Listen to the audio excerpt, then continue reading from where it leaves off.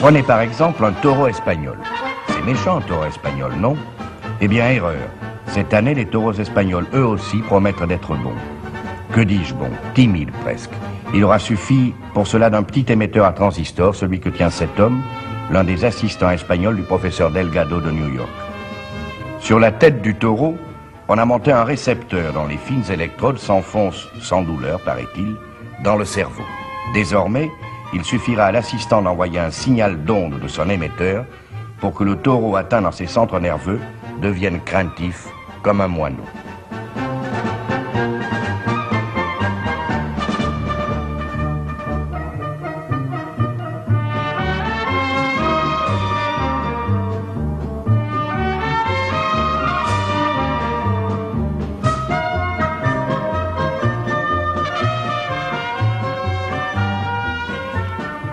Essayons. Voilà notre taureau à son état normal, je veux dire comme étaient encore les taureaux en 64. Il voit la cape, il fonce, rien n'est changé. Bon.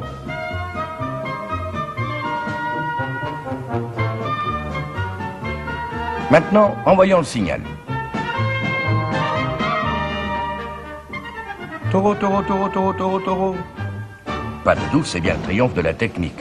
On nous avait déjà dit que le transistor changerait notre vie, mais à ce point, notez que pour l'instant, on n'a essayé encore que sur des taureaux. Mais la promesse est là. Maintenant, soyons sérieux.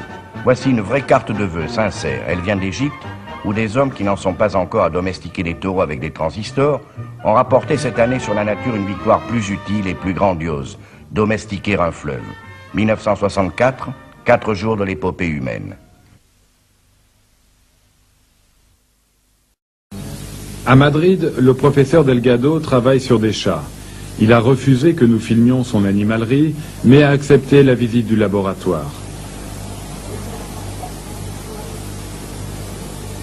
Le professeur Delgado n'est peut-être pas un professeur comme les autres. En se servant de l'animal, il veut libérer l'homme, à partir de techniques très particulières. La technique que nous avons développée ici dans nos laboratoires, c'est l'implantation des électrodes et aussi des tubes dans les cerveaux des animaux.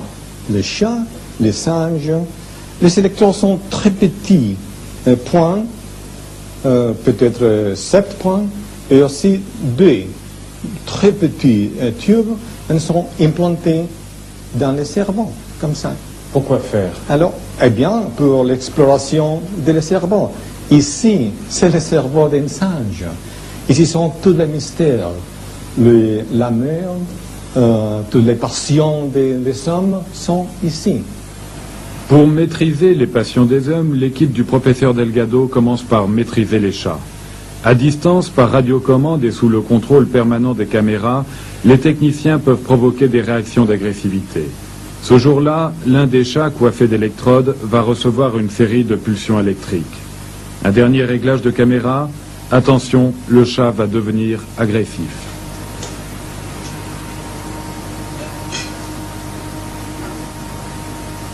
L'animal semble souffrir sans agressivité.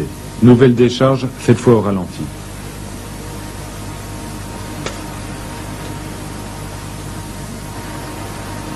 D'autres sont brûlés. La liste est longue, mais l'utilisation classique passe par le cerveau. Ces singes que nous avons filmés en Espagne vont vivre la première étape d'une longue expérimentation. Tout d'abord, ils doivent s'habituer à cette chaise de contention dans laquelle ils passeront désormais une partie de leur vie. Ensuite, avant qu'on les opère pour leur implanter des électrodes, ils doivent admettre un apprentissage. Celui-ci, par exemple, apprend à se servir lui-même sa nourriture, en appuyant sur cette manette. Un technicien analyse ses réflexes avant l'intervention de l'homme. Plus tard, l'animal n'agira que sur commande de l'homme. L'un des singes qui a subi une intervention chirurgicale dans le cerveau est prêt.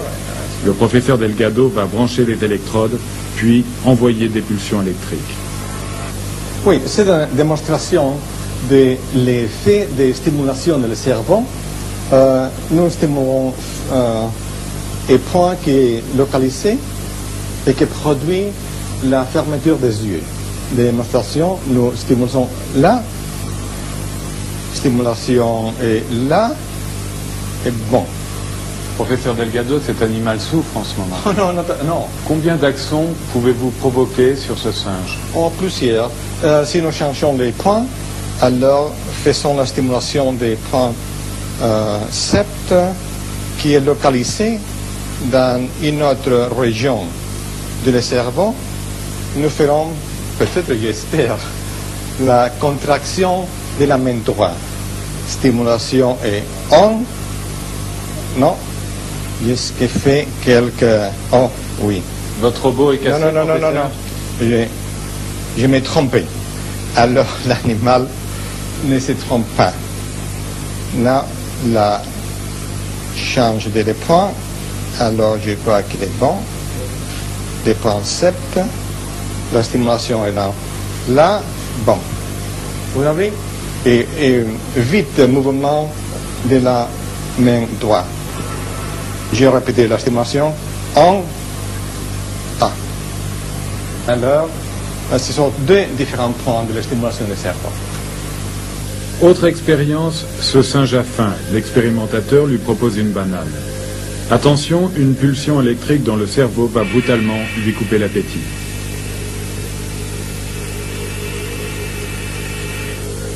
La pulsion est interrompue, l'animal va manger à nouveau. L'expérience est renouvelée. L'animal devient alors dépendant de l'homme.